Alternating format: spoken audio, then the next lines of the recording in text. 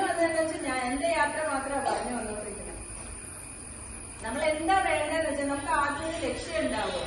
നമുക്ക് ആ ലക്ഷ്യം ഉണ്ടാകുമ്പോൾ എപ്പോഴും നമ്മൾ നന്നായിട്ട് പ്രയത്നിക്കണം അല്ലെ.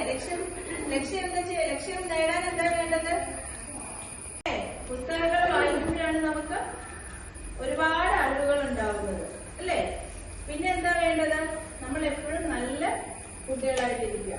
നല്ല കുട്ടികളായിട്ടിരുന്നാലേ നമുക്ക് ഭാവിയിൽ ഒരു നല്ല മനുഷ്യനാവാൻ കഴിയുള്ളൂ അല്ലേ. നമ്മൾ എപ്പോഴും എന്താ വേണ്ടത്? അങ്ങോട്ടും ഇങ്ങോട്ടും സ്നേഹം ഉണ്ടായിരിക്കുക, സഹതാപം ഉണ്ടായിരിക്കുക, മുതിർന്നവരോട് ബഹുമാനം ഉണ്ടായിരിക്കുക. എല്ലാ കാര്യങ്ങളും പറഞ്ഞു. നമ്മളിപ്പോ ഡോക്ടർ ആയിക്കോട്ടെ, എഞ്ചിനീയർ ആയിക്കോട്ടെ, എന്ത് തന്നെ ജോലി ആയിക്കോട്ടെ, ഏത് ജോലിയാണെങ്കിലും നമ്മൾ നല്ല ലക്ഷ്യത്തോടു കൂടി പഠിക്കുക, പഠിച്ച് നല്ല മിടുക്കരാവുക. ഏത് ജോലിയും ആത്മാർത്ഥതയോടുകൂടി ചെയ്യുക. ഡോക്ടർ പറഞ്ഞ പോലെ ഓരോരുത്തരുടെ കൈകളിലൂടെയും ദൈവം മറ്റുള്ളവർക്ക്